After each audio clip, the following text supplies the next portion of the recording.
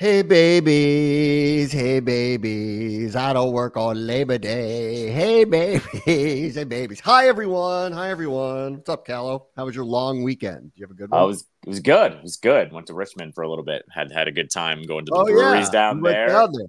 Yeah, Checked out all the great breweries of Richmond. breweries. Did an 18-mile run in that humidity, which was a battle. So I earned all of those beers on Sunday. So yeah, it was a nice little weekend. Nice little weekend. Scott's Edition, I assume, where Vale is and Ardent is, and all the yep. Yeah, you almost had it right. It was Ardent, Vassen, Vale. Did ZZQ for the first time. Had never had ZZQ. Very good barbecue. Yes. Yes, Very good bar. Kime goes crazy about ZZQ. Very good barbecue down there. Yes. blown away by everything that I had there. Got a lot of different things from them. Great service too. So couldn't say enough about ZZQ. And then our friend Scott Lynn told me to go to a brewery called The Answer, which I can't recommend enough as well. Also had some really, really, really good beers as well. So next time you're down there, go to there. That's not at Scott's Edition. That's like in another part of the city. But yes, Richmond's brewery scene, pretty undefeated. Pretty good. Yeah, pretty good. Did you get the soul food? Did you do a little? No, did not do the soul food. Just by the time we were kind of getting out of there, it was like just ready to get out. Mama So we J's? didn't Skip out on Mama J's. All right. I've had Mama J's too. So I knew what I was possibly missing out on. But yeah, I think you and I have been to Mama J's together. But yeah, I've we don't go to Richmond anymore for training camp. I have my annual retreat there. Mama J's couple times, all the breweries, ZZQ I've known about for years. I know Richmond. I know yes. The way the wind is blowing, I don't think we're going back there, but you never know. Never know. Not here to break any news, but I'm saying the wind isn't blowing in that direction. So we'll see how we go. According to Lavero, West Virginia, hon. Get ready for that. He's not wrong. All right. So let's see. All right. Let's see. What did we miss? A lot. Boy, a lot happened here. This one happened yesterday, which is Todd Bowles says Redskins alive. So if you haven't seen this clip, which I'm sure you have, the coach of the Buccaneers is talking about playing against the Redskins over and over and over. He says it at least a couple of times. The question was just something about Jaden Daniels or something. And he's like, we're not playing Jaden Daniels. We're playing the Redskins. And then he said it like 2 or 3 more times. So let me ask the obvious question. Did he do that on purpose? Because I'm sure he knows that that's not the team name anymore, right? Yeah, but I think you do have to give Bowles a little bit of a pass because he used to play for the team here. So any ex-player is allowed to liberally use it? Are we grandfathering that in? Is that what's going on here? I think if you're someone of that age and you put your time in as a player, you can say whatever you want. And I'm not one to tell you that you're wrong. And I mean, clearly it's a line being drawn to of this brand. I hate this branding. That's what he's saying there. I'm not calling them by that name. That was a clear lie. It was on purpose. You think it was on purpose? Oh, 100%. This wasn't like a senile old man moment. This was I'm not calling them that moment. I think that's what it was. Wow. Well, it's just like, why though? Just like, because there's no that's not needling the team in any way. Like, they don't care. Like, that's like, I mean, I guess when Quinn wore the shirt in the offseason, it was already, the door was open. Inside, we're okay with it, guys. If you just kind of happen to bring, but I don't know what to make of it because he knows better. Everybody knows better. I think the NFL does not want anybody in the NFL doing that, but no one seems to care. Like, we're in the year 2024 is the year where people just kind of casually bring it up as if it's no big deal anymore. Yeah, I mean, the only thing that would stop this is if the NFL actually wanted to start fining coaches for saying the wrong name. But is Goodell going to do that? No, because it's just going to bring more attention to a different level of branding. And you can't technically fault, like I said, some of these older guys who did play for the organization under that name where they're so used to it being that. And even Rod did it. Remember last year, he was like, he just said it. He was like, it's hard not to say it. I played against him 1,000,000 times in big games. Right. It's like, but you're the one that we have a video of like looking at the branding and gave away what it was going to be. And you were intimately involved in all of that.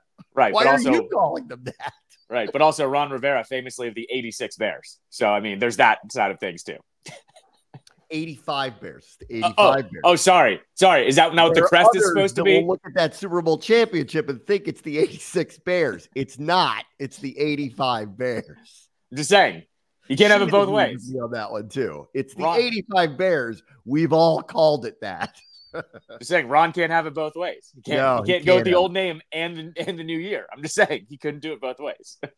So let me get to the other thing, which I haven't gotten to, which is like one of my favorite preferred readings of the summer is Ben Standig's Agent piece, which came out last week in The Athletic. He actually did a podcast about it on Last Man Standing, where he basically goes through the whole thing. So worth reading, worth listening to, where he basically has these connections with all of these agents, and he just asks them a bunch of topical questions. Some of them are repetitive, like who are the good organizations, which organizations suck. Every year, that was the worst part of reading this, was you knew what they were going to say about Washington under previous ownership. What was nice about this one was the page has been turned in the agent world. Like the initial all answers were all like, you know what? Those guys are doing some pretty cool stuff. So that was nice to see. And we also got I don't know, man, that Adam Peters guy really knows what he's doing. And it was nice to get validation from the agents going, listen, we don't think they're going to flip it around in 1 year, but we kind of like what they're doing over there. So boy, our Q rating went up in a year in Ben Standig's agent piece of how good things are going here in year one of this new ownership. Well, wasn't that one of the most referenced things when Peters got hired? When Standig did this in 2023, every agent, he asked the agents, like, who's the up-and-coming GM? And everybody said Adam Peters. And so everybody was referencing that when Peters was hired. And so I'm just glad to see that even the agents, like, don't forget who they voted on to be, like, the next big thing here. I'm glad they just stayed consistent is all. You know, I don't think he might answer a question about himself, maybe. But when I see him one of these times, I really want to ask him, what took him so long to take one of these jobs? Because most people don't wait that long to take one of these jobs. And if you go back and look where he was, he started as like a scout in 03. So it's been 20 years, and it was with the Patriots. So they won a ton. Then he goes to Denver, and they got Peyton Manning and they won. And then he goes to San Francisco and they won. I'd love to know, like, what took him so long to want to do this? Because here we are in year one. And I also think he's, everybody's think I'm biased. I also think he's done a very good job here in year one. What I've described as baselining the roster, albeit if you listen to them a week ago, him, Quinn, if you listen to the assistant GM, they don't necessarily think that this is a year one. Let's see what our record is. They kind of think that they're going to do a little better than maybe people think they're going to do. But I really would love to know now, like in seeing it in action, seeing how he operates, how quiet he is about everything. He's learned that lesson along the way. Like, what took him so long to take one of these jobs? I don't know, because he clearly is ready for it. And even all the agents in 1 year and one off season are saying he might be near the top of my list next year, the way he's operated in 1 year.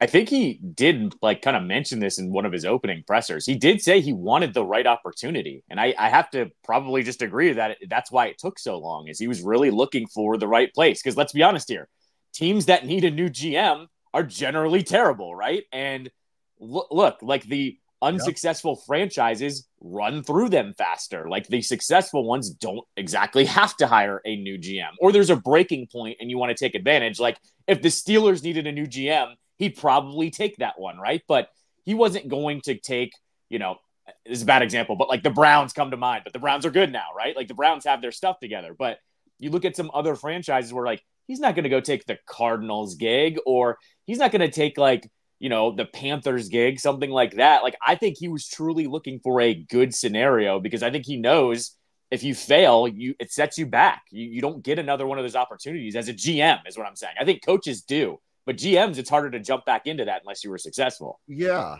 I mean, listen, I'm happy he's here. And I also feel like the clouds have lifted, obviously. But I'd love to know, what did Josh Harrison Company say to him to convince him this was a good opportunity? I'd like to know. Because, like, to your point about the Cardinals, like, rough ownership, granted, that's different now, and haven't won very much, here and there. They had good teams. They got the Super Bowl, like, it's not like they were bad all the time. But, like, this one, similarly, no consistency in winning for a very long time. I'd love to hear it from him. Like, what was it about this one that brought him here? And, we'll see what he says about it. But I mean, like, honestly, like, that was reassuring, hearing all the agents basically say they like the way he's handled everything. They like the way things are going. And I'm feeling the momentum of, and maybe a lot of this happens like at this time of year, everybody's got to have a new take about everything. So all of a sudden there's just a little bit of momentum where people are going, you know what, that Jaden Daniels guy might be really good. And if he's really good, then maybe like their record's going to be better than people think it's going to be. And so everybody has to have a take about it. And maybe that's what's happening here. And listen, I hope that that's the case. And at least this is one of the first years as we enter week one that I don't even really know what a guess at the record is. Like I just don't know what I'm about to get, what I'm about to see. Very excited about it. I've been very excited about what Jaden Daniels has looked like. I love what Quinn is building. I love reading all this stuff and how positive the environment is here. All of a sudden, we haven't had that in a very long time. It's all arrows pointing up, buddy. I love it. Okay. I love all of that. And I can't wait to see what we get in Tampa. But I think guessing what they're going to be is like foolish. I really do. I have no idea. I've been to every practice. I have no idea what I'm about to get on Sunday at all.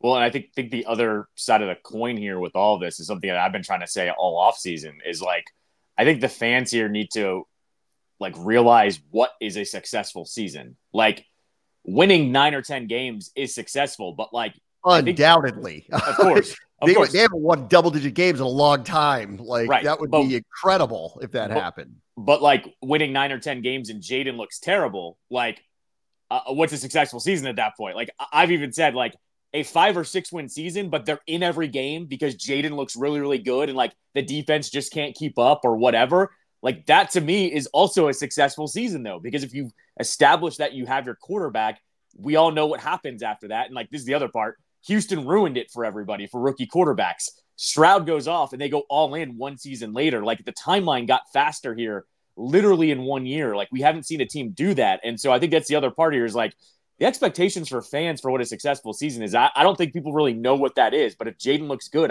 I don't care what the record is. Like I think that's what I'm saying. I got to tell you, internally, okay, so when this thing started, like, just think about how they were talking about it, where they said, like, we're not rebuild. They didn't want to say rebuild, even though that's exactly what they did. I mean, they like tore down the whole thing minus a few prominent players. Like, that's really it. They tore down the whole thing with the exception of a few prominent players. They literally changed everything. They started calling it a recalibration is what they called it because they didn't want to use the word rebuild. And I'm like, okay, that's fine. As things have gone along here, like, listen to them last week, all of them. When David Aldridge was there for the Athletic and he asked Quinn about, he asked what I thought was, he tried to put it in what I thought was a really good way, which was, I know you want to win. You're a head coach. You're extremely competitive. But it was kind of like, without saying it, come on, man. Like, don't make us believe something's going to happen really fast. And if you listen to his answer was basically like, I hear you, but I think we're better than you think we are. And I also do want to win every game. And I also don't ever want to walk into a meeting and tell everybody, guys, 8 and 9 would be great. Like they don't want to hear it. Peters, I'm learning, and we talked about this last week, hyper competitive, doesn't like losing. And then when the assistant GM came out last week, Lance Newmark, he did a press conference. He also reiterated, we want to win in the future, but we really want to win now. And I'm starting to believe that they think that they're better than people think they are. That's where I am on it. And maybe, and this came up last week when the waivers came up and they didn't pick up anybody. And I went there and I watched this and I go, wow, there wasn't one player out of all the cuts that you thought, would improve your team. I think they like what they have. And then they went and signed Noah Brown, which might as well be the same thing, honestly. I mean, so they didn't pick him up on waivers, whatever. They signed him as a free agent. He was a cut. Like, I think they are, and maybe we'll find out as the season goes, do they like their team a little too much? Are they in their own bubble a little too much? Or are they right? Have they been around the block so long, Peters being in all these different organizations that won, Newmark being at a place that lost for a long time, but sees what winning looks like in recent years, for sure. They're smelling themselves a little bit. I mean, like, you can feel it that they're like, they think this is better than people think it is. And I guess we'll find out. But it goes back to like where I was. I don't know. Like, I try to land in both lines. Like, I am optimistic. I want them to be good. I know I wear rose-colored glasses with them, but I also think I'm capable of seeing the vulnerabilities and the warts. And I think both of those things exist. Like, I love the way Jaden's looked. I love what Quinn is building here. Like, reading this stuff that Ben's writing about is very reassuring because the outside world sees very positive momentum of what's happening here. But then I look at some of the position groups and I go, I can't see them winning 12 games with these kinds of vulnerabilities. So I don't know. And that's why I think I'm feeling it too. I'm feeling the momentum. I want them to be good, but I don't know what I'm going to get starting this weekend. And I don't think we're going to know what we're going to get for the whole year, honestly. Like, we're going to have to see how this thing grows. I mean, I think what they're banking on last year, the chemistry was completely at zero, right? With the Bieniemy thing, with how the coaching was with Jack and Ron, like, chemistry was at zero. And I think what they're banking on now is fresh start for everybody. Everybody's going to compete. That's been the buzzword of the summer has been competitive, right? And I think what they're banking on is maybe if we get this chemistry back right, which is what it seems like it is, right? Like, we're seeing new energy from John and Payne and McLaurin, right? And so I think what they're banking on is like, chemistry is going to get us 2 wins, probably 3 wins alone, because it seems like everyone's pulling on the same rope. Everyone's listening to everybody. Like, I think the biggest example is both the first round picks with Jamin Davis and Emmanuel Forbes, that like they've fallen in line and are good soldiers about everything. We're not hearing them, bitch or complain about their roles or whatever. And Jamin made the team at a new position. I think this regime is pretty much going, they somehow won four games last year off of showing up. And so if we can get them to not only show up, but also just play hard, we should win 6 or 7 or maybe even 8 games off that alone. I think that's what they're really banking on here, because you and I would always look at this team in the summer with Ron and go, there's some talent here. Yes. But then like last year, it fell off so badly that everybody was questioning everything. Like, how bad is this roster now? Like, where is the talent? Like, all of a sudden, everyone was written off. And I think what they're saying is it's not as bad as you think it is, I think is what they're getting at. Yeah. And I never thought it's bad. Like, I started to look around after they kind of rebaseline the roster, and there are places where I think they're very strong, actually. And then it's going to come, like, I think in the middle of the field on defense, they're actually quite strong between John, Duran, maybe Newton. I just haven't seen him play yet. The linebackers, which is the vast upgrade that they made in the offseason, Chin and Martin, like, in between the hash marks on defense, I think they're stout, and I think they're very, very good. It's on the edges and on the outside where I have the concerns, and we'll just have to see how it plays out. And then I love what I've seen from Jaden. I like this collection of talent. I don't know that they're very explosive, that's a problem in a modern NFL where if you don't have explosive players, but we'll see. I could be wrong about that. And then I look at the offensive line and I go, all right, let's see. I mean, they seem to be streaking towards banking on a 3rd round pick starting at left tackle, having not taken a single snap in the preseason. Listen, I'm all for optimism, but the idea that he's not going to have a few bad plays along the way here early in the season, I think is foolish to think that about him. So let's see how that goes. But, that I always fall back on too, like, It's not who you play, it's when you play them. We don't know what this team's going to look like as the season progresses. We don't know what their opponents are going to look like. And I honestly feel like I'd rather play Tampa Bay now than later. I actually think they're good. Well, they were a playoff team. They are good. They brought back all their guys. They have a very good team. I think they're a favorite. We'll do divisions later this week, but I actually think they're a favorite, honestly, to win their division. Personally, I think they're going to win their division again. I would rather play them in week 1 when they have no idea who we are and they're calling us the Redskins all the time. They don't even know. They don't even know our name. Like, that's good. Like, that's a good thing. Like, they've hidden what they are. Nobody knows what's showing up. Maybe they could fool them a few times, pop up a couple big plays. Bowles is an extremely defensive play caller, aggressive play caller, extremely aggressive. So that can work against you. That could be good for you, and that can work against you if your team doesn't know what's coming. So I'm hoping we steal this weekend off of they don't know what they don't know about us, so much so they call us by the wrong name all the time. I think the other underrated factor there, too, is like Tampa was really good with that offensive coordinator with Baker. Like, they clearly got along together, and now he's in Carolina. And so I think he's a whisperer, by the way. He fixed Geno Smith and Baker Mayfield. Like, right. I actually think Carolina, for once, they'll undermine him. But, like, I think they got it right. Like, you go find out if Bryce Young's any good. Find out with this guy. Right. And so that's what I think is the other factor here is like, how far along is that offense? We have no idea as well on that side of the ball. So that's another factor where I'm with you. I'd rather play them right now before they kind of figure it out with Baker and a new offense too. 2 other pieces from Ben's piece that I just want to bring up before we go. They universally think that Jerry Jones blew it on Dak Prescott. Every single quote, and all of them are anonymous. None of the agents get their names, but every single agent in there was basically like, they have blown it on this guy. They have no leverage. They never had any leverage. Now the clock's ticking on them. It's only getting worse. And if you listen to Dak the other day where he said something to the effect of, he was like, not getting me a deal before the season starts is basically very telling about how they feel about everything. Now they've just ticked him off. So this is good for us because I think this is going to go sideways.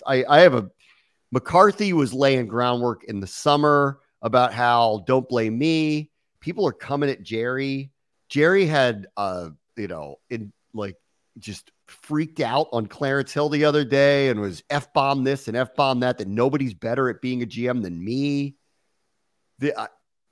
He seems to have lost his fastball here. They did get CeeDee Lamb done. They haven't figured out Dak. I mean, I feel like, should they find out whether they want to pay him $60-65 million a year? Yeah, I think they should. But the longer this goes on, the way it's gone on and the way they've messaged it, sounds like that they're trying to be like, we'll get to our franchise quarterback. It doesn't sound good. It doesn't feel right. It feels off.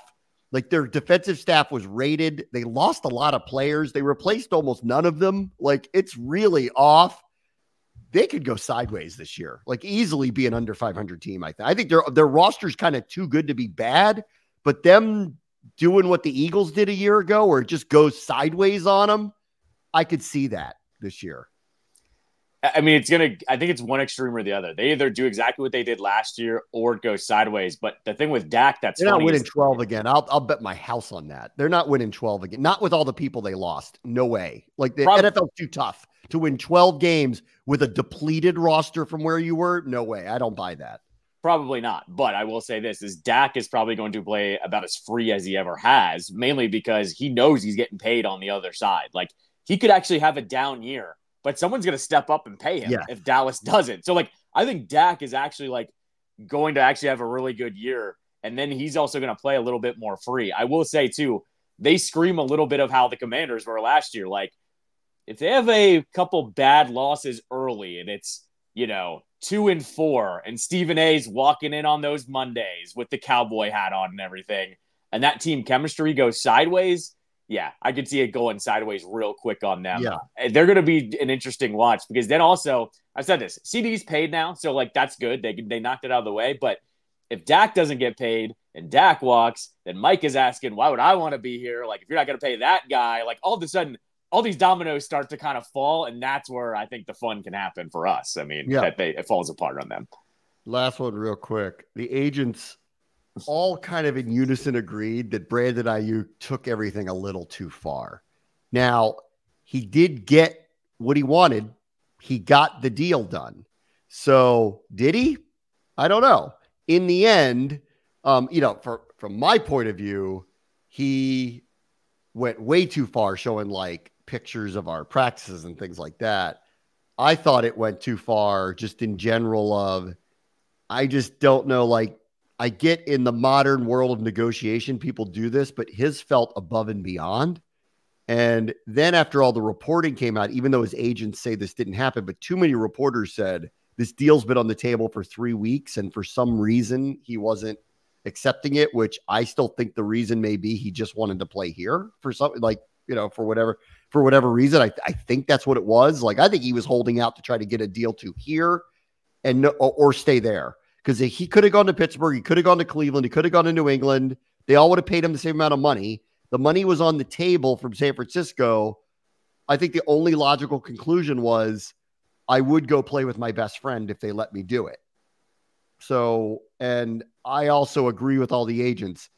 He went a bridge too far with his antics, in my opinion. But in the end, he got what he wanted, so maybe he didn't. Well, and ultimately, too, I thought because that deal was 3 weeks old and then he ended up signing it anyways, I think that was just him saying, let me see if there's anything else out there.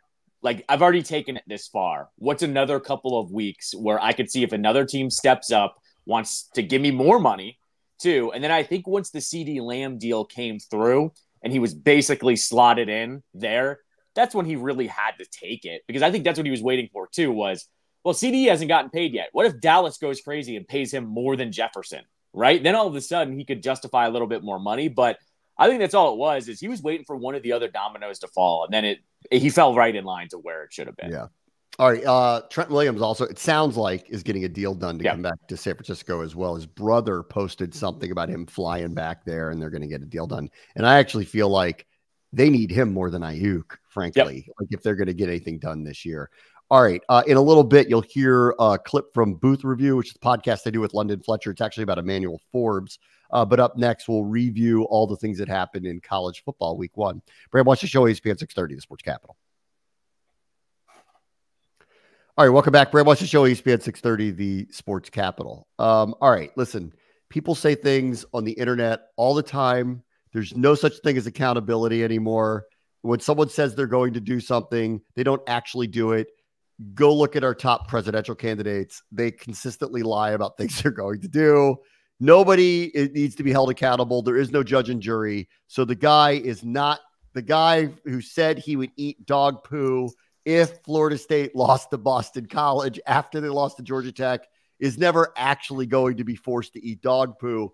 Albeit, I do like the pressure campaign from people saying, you said you were going to do it.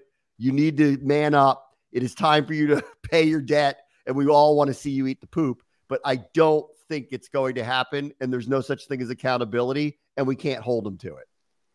Yeah, I mean, this is the internet. Like, what's real on the internet these days? Nothing. Nothing is real on the internet these days. So he's not going to do this. And I do think it's funny, though, that, like, there's always, I always make this joke. There's one main character on Twitter a day, and you never want to be the main character. And yesterday, he became the main character into today, that he's the guy that everyone's talking about now. Never be the main character on Twitter a day. That should be your goal when you wake up in the morning. Meantime, like, what happened to them? Like, they were supposed to be in the playoff a year ago. They're terrible now. It's their quarterback. I mean, he looks awful. Like, I don't know why they ran it back with him. And, like, DJ was supposed to be really good at Clemson. Then he transferred back to the ACC. I don't know who tried to convince themselves that he was the answer there this year. He looked god-awful last night. Yeah. And that's all I could think of was, how did this guy look good all through the summer that you thought that this was okay? Like, this is the modern college NFL now, like, or modern college football now. You can get someone to transfer in. You just got to dangle out enough in the transfer portal. I can't believe they rolled with him as the answer, and he looked awful last night. That was the problem. You mentioned Clemson. Holy cow. They got stomped in the second half by Georgia. And don't give me, well, that's Georgia. Clemson was Georgia 5 years ago, but they're not even remotely close to that anymore. offensively, they stink. And that's been going on for a few years now. I don't know, man. Like, I can't wait for those coaches shows where he takes those phone calls from people. Oh, he's not taking them. He's not taking calls anymore. Oh, he won't do it anymore? No, he's not taking calls. That came out last week. He's not taking calls anymore. He won't take calls this year? Yeah, because remember he got grilled. That's an admission you know you're not going to be very good. Well, no. Remember last year, who was it? It was the guy that like somebody called and he got into it with him about how much money he makes. It was about how much money he makes, which which is always funny when you complain about someone's salary when they lose. Meantime, he's like, I won multiple championships, guy. What do you think? I didn't earn this? Right. The other, my favorite stat of the weekend is this. There are 3 schools that did not have a single player come in through the transfer portal. Army, Navy, Clemson. 2 of those schools, very good reasoning of why you're not spending money, right? Like commitment, whatever. The third one, Dabo, God's not going to just hand you a better team. Like, take in some transfers here, guy. Like, the fact that Dabo is going to die on this hill, it's going to get him fired. Like, there's no way around it. Like, why would he do that? What's the reasoning? His whole thing is he doesn't believe in like the NIL stuff. This has been his whole entire thing. So when these players enter the transfer portal, maybe you should give the money back. If you don't believe in the money, give the money back. That's what I'm saying. And so, like, it's really weird. Like, dude, Coach K came around on it. Saban came around on it. It took Saban a year, but all these legendary coaches have come around on it, and you're going to die on this hill. And he's done the whole, like, we're in God's hands now. It's like, I guess you are, dude, because you're not getting better players. The fact that he's there with Army and Navy. Does God have $20 million? Because that's what the other teams are paying. Right. So, yeah, it's a ridiculous thing that they don't even have. They're not even filling in the cracks is what I'm getting at, though. Like, you don't need to, like, pay for the top-tier quarterback, but to fill out a roster now, you take some of those transfers in, and they had zero. Yeah, the crazy part of that is, like, if things go sour with Clemson, if they keep losing 34-3 at will, you'd think he'd turn around and get some massive job at a massive program somewhere else. But if this is his position on the whole thing, he wouldn't. Right. He's done. He's done if he doesn't change this. Yeah. Wow. Mm-hmm. The other one I thought was a show me, and I just don't know if Florida's any good or not, but Miami just thumped them down in the swamp. Their quarterback looked awesome. Yeah. So he's going to get early Heisman hype because he was making crazy plays running around out there. And maybe the U is back, everybody. Maybe the U is back. Is it the U or Texas is back? I mean, it's got to be Texas one of the. Definitely back. Texas has been back. Texas is dead. That was last year. Texas came back last year. The U might be back this year, maybe. And I'm going to bet down there, not knowing much, they do believe in paying the players. Yeah, they do believe that. They were ahead of the curve on that one.